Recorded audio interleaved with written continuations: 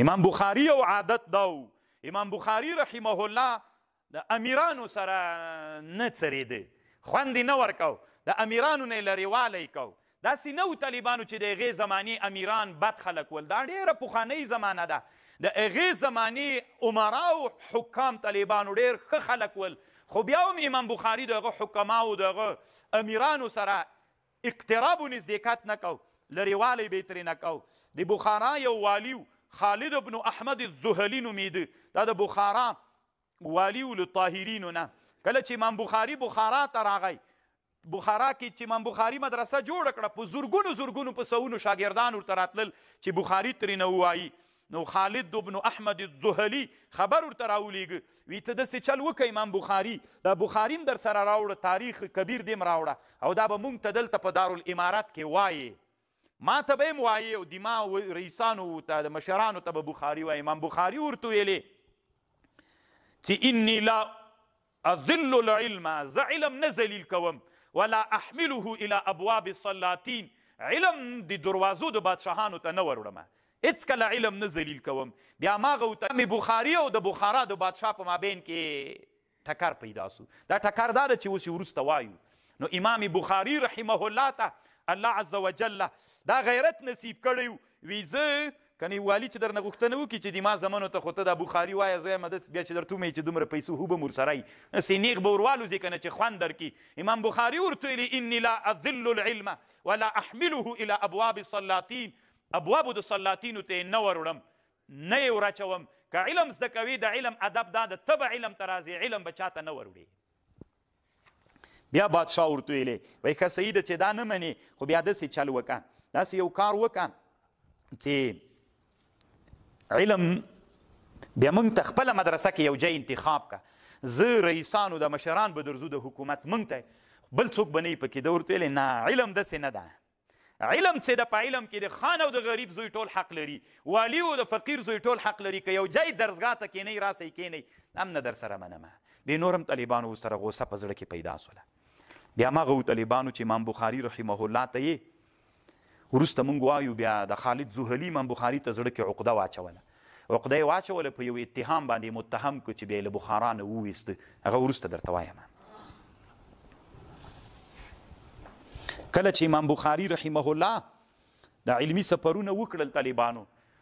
امام بخاري علم پسې سفر ته تللي و کله چې بیرته له علمي سفرونو نه راغی نو یو فرسخ د بخارا له بازار نه مخته یو فرسخ یو نیم ساعت مزل چې وکړي طالبانو دومره لرې خلک امام بخاري ته استقبال ته راوتلي ول روپیو دینار یې پې وشیندل چې کله خلک ورته راوتلي و له پاسې روپۍ پې شیندلې دومره خلک د بخارا ورته خوشحاله و کله چې امام بخاري نیشاپور ته راغی ما رأيت واليا ولا عالما فعل به أهل النيسابور ما فعلوا به استقبلوه من مرحلتين من البلد أو ثلاث دومره خلک ورته راوتلي ول که نه 3 مرحلې یا 2 مرحلې لري تنها هغه انسانان چې امام بخاري نیشاپور ته لاړه 4,000 کسان چې مخته استقبال ته راوتلي تنها په اسونو سپارول واما الركاب البغال والحمير والمشاة فلا يسعهم الحصر والعد هغه خو بیخي بې شماره دي تنها چې په اسونو راوتلي ول 4,000 کسان استقبال ته راوتلي ول کله چې بصرې ته لاړو نو دا بصره داسې ښورېدله د ډېر شور نه په زرګونو کسان ورته راووتل یوسف ابن موسی المروذي وایي وی زه بصره کې وم په جامع جومات د بصره کې وی وا مې اورېدل یو سړي نارې وهلې یا اهل العلم لقد قدم محمد بن اسماعیل البخاري بصرې ته محمد ابن اسماعیل بخاري راغلی خلکو یو د مورمنډې کړې چې ورغلو طالبانو فرأیناه رجلا شاب ځوان سړی لیس فی لحیته بیضاء فصلى خلف الاسطوانه د هغه د پایې سرې جومات کې مونځ فلما فرغ احدقوه به وسألوه ان يعقد لهم مجلسا للاملاء خلکو طالبان پې راټول سول ورته ویلې موږ ته یو مجلس ته حدیثو برابر که موږ غواړو چې ته مو استاد سي بیا یې ورسره ومنله بیا مجلس ورته جوړ سو څومره خوند به یې کو بیا امام بخاري رحمه الله طالبانو په بخارا کې بیخي ډېر شهرت پیدا سو فتواوې به یې ورکولې تدریس یې کو بیا طالبانو موږ د احنافو یو سړی تیر سوی امام ابو حفص الکبیر ورته وایي. امام ابو حفص کبیر رحمه الله چونکې امام هلته احناف هم ول په هغه زمانه کې یو دی مو، نو طالبانو ټکر سره راغی. ده ورځ تر بلې نه شور او ځواک ډېرېده. نو بیا امام یوه خبره دا پسې وکړله چې دا یې پسې وتړله. وایي امام بخاري رحمه الله یوه چا پوښتنه تېر کړې وله چې یوه نجلۍ یو هلک که د میږې شودې وخوري رضا ثابته کېږي؟ امام بخاري ورته ویلي و. نو بس دا خبره یې پسې مشهوره کړله، بیخي ډېره پسې مشهوره کړله. طالبانو دغه خبر د احنافو علماو په کتابونو کې ده، بیخي ډېرو کتابونو د احنافو علماو کې شته. طالبانو په جواهر المضیه فی الطبقات الحنفیه په دې کتاب کې شته طالبانو، او په بحر رایق کې شته طالبانو. یعنې د احنافو بیخي ډېرو کتابونو کې دغه خبر ده. د امام بخاري چې فتوا یې ورکړې وله، بیا په احنافو کې طالبانو یو سړی تیر سوی د علامه عبدالحی لکنوي نومیږي، تاسې به نوم اورېدلي. یو کتاب یې جوړ کړی الفواید البهیه فی التراجم السادات الحنفیه. هلته چې دا قصه راوړې به یې لیکلي وي دا دروغ ده، اگر چې موږ د احنافو کتابونو کې شته وي دا دروغ ده. اول خو دا ده چې دروغ ده، دویم دا ده که رښتیا سي المجتهد یخطي و یصیب، مجتهد حق ته هم رسیږي خطا کیږي. نو مجتهد چې خطا سي اجر شته ورته که نسته؟ نو ولې امام بخاري سره دومره ظلم وسو چې په دغه مسله کې د دی خطا سوی دې ته اړ کړل سو چې له بخارا نه وویستل سي. او په احنافو کې یو بل سړی تیر سوی طالبانو، هغه نومیږي محمد زاهد کوثري چې دا کتاب یې جوړ کړی. دی بیا طالبانو وایي چې نه دا خبره صحیح ده، خو دا د ابو حفص کبیر سره نه ده پیښه سوې، دا د ابو حفص صغیر په زمانه کې پیښه سوې ده. خو طالبانو ما ته خپله دا خوند نه راکوي. امام زاهد کوثري حنفي عالم تیر سوی طالبانو، متعصب غوندې سړی ده. امام بخاري طالبانو ما مخکې تاسې ته ویلي، تاسې لویې دورې ته ما دپاره ما ته راغلي یئ او دې مدرسې ته راغلي یئ. زه طالبانو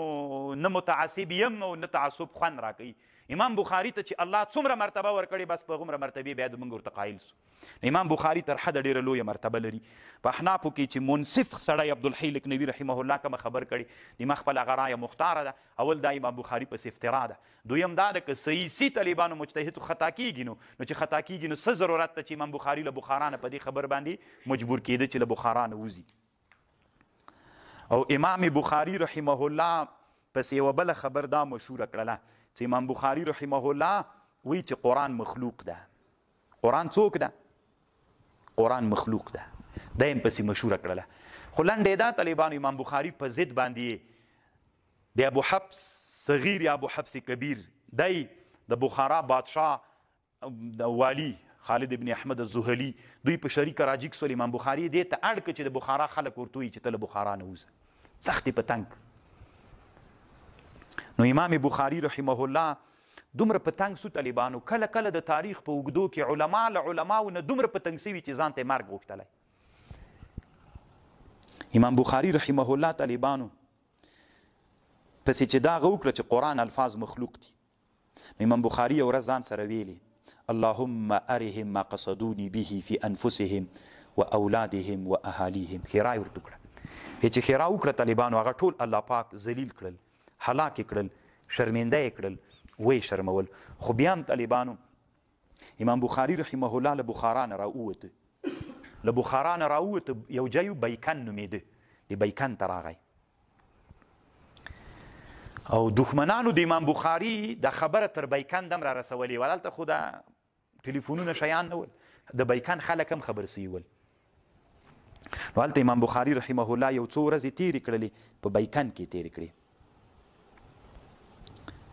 بیا د سمرقند خلکو ته خبر ورسېده چې امام بخاري بیکن ته راغلی او د بخارا خلکو دې ته مجبور کړی چې له بخارا نه وځي. ټولو نه علماو یې. امام بخاري رحمه الله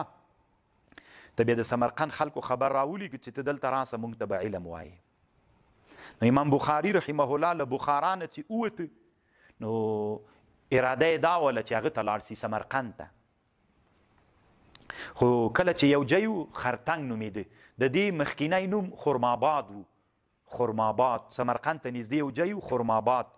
خرتنګ ځکه ورته وایي امام بخاري جنازه دلته سوې ده. تنا هغه انسانان چې په خرو جنازې ته راغلي وو زتي خره نه جهېدل، خرتنګ ځکه ورته وایي. اصل مخکینی نوم یې خرماباد و. عبدالقدوس ابن عبدالجبار السمرقندي د یو عالم د دی وی یوه شپه وه زه د امام بخاري سره ناست وم او امام بخاري د شپې مونځ کو او دعا یې وکړه اللهم قد ضاقت علی الارض بما رحبت الله پاک مځکه څومره واسعه ده خو په ما تنګه سوې د علماو له لاسه فاقبضني الیک الله وفات مې کوي یوه میاشت ونوتله چې الله یې دعا قبوله کړه وفات سو امام بخاري چې پوه سو چې بخارا کې خو مې ژوند نه تېرېږي او د سمرقند خلکو خبر را لېږلی چې دلته راسه نو دی چې په هغه قصد سمرقند ته ور روان سو نو دی خبر سو چې نو کله چې دی د بخارا نه سمرقند ته راووت سمرقند ته په لاره راتله د خرماباد ته راورسېد نو امام بخاري په دې باندې پوه سو چې د سمرقند خلک هم دوه ټوټې سوي بعضې خلک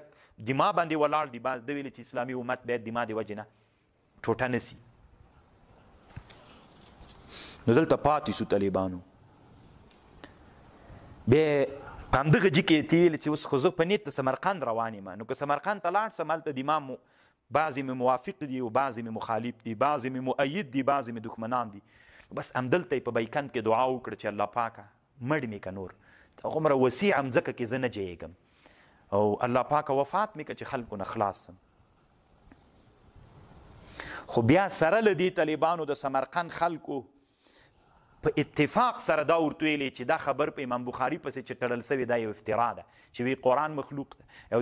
اوس طالبانو دې ظلم ته ګوري چې د یوې میږې نه دوه نفره جلۍ هلک شو دی وخوري رضا ثابته کېږي اوس دې مسئله باندې امام بخاري پسې دومره راغلي چې امام بخاري له بخارا نه باسي نو د سمرقند خلکو ویلي انها فریة مکذوبة والح علیه بالقدوم الى السمرقند امر یې ورته وکړ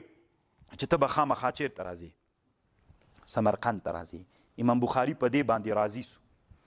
غالب ابن جبریل ورته وی د یو عالم دی امام بخاري چې کله په خرماباد کې تی سمرقند خلکو خبر راولیږي چې راسه دا خبر دروغ دی اتفاق یې وکړ نو امام بخاري رحمه الله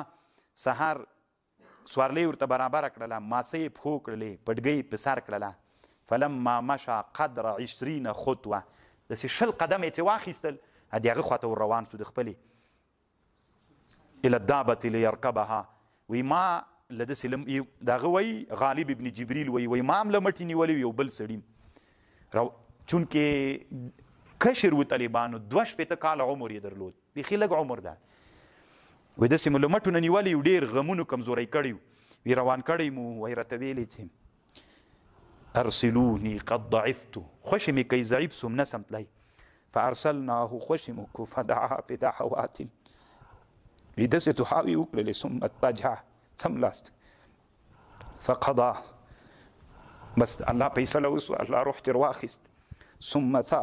ثم صال منه عرق كثير ډېرې خولې ترې نه روانې سوې فکر ونه کوي طالبانو چې تنها د علم مخ به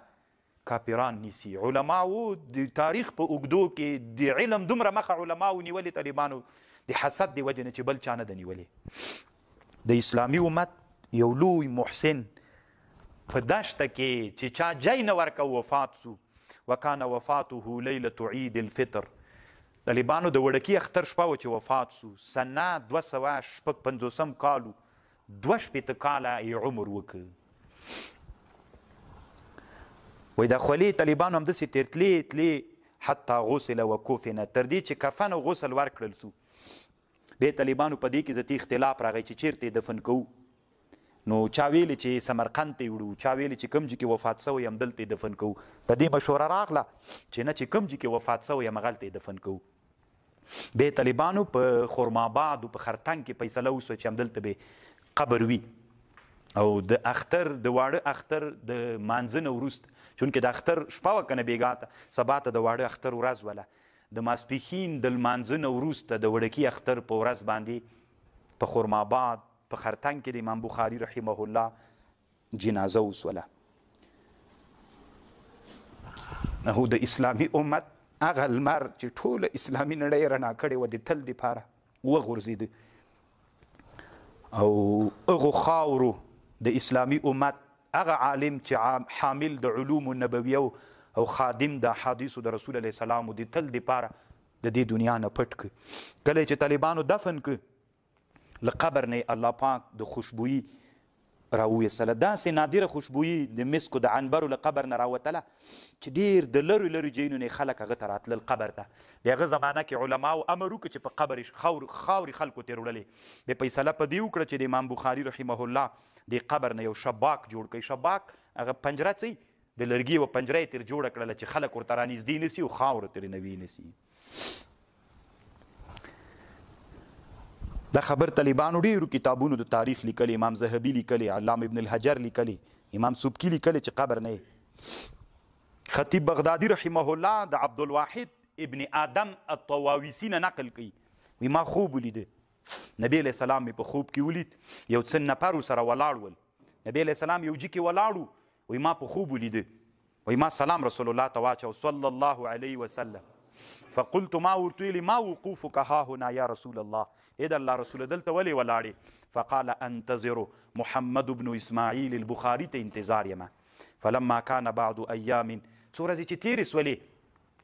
چې خبر د مرګ د امام بخاري راغی، فنظرت فاذا هو قد مات في الساعة التي رأيت، هغه ساعت کې چې ما خوب لیدلی چې رسول الله ورته ولاړو په هغه ساعت کې امام بخاري رحمه الله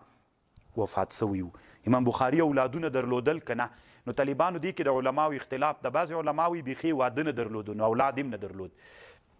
او بعضې علماوی چې نه امام بخاري ښځه درلودله. دغه مؤرخ طالبانو چې دلته کوم بحث کوي دی وایي چې واده یې درلود، ځکه هغه مینځ نه معلومه سوله که نه یو بل هغه نه استدلال کوي چې واده یې درلوده. خو دا چې امام بخاري رحمه الله اولادونه دې په اړه باندې بیا نور ذاتي مؤرخین علماو ته ډېر معلومات نشته ده. بس ده.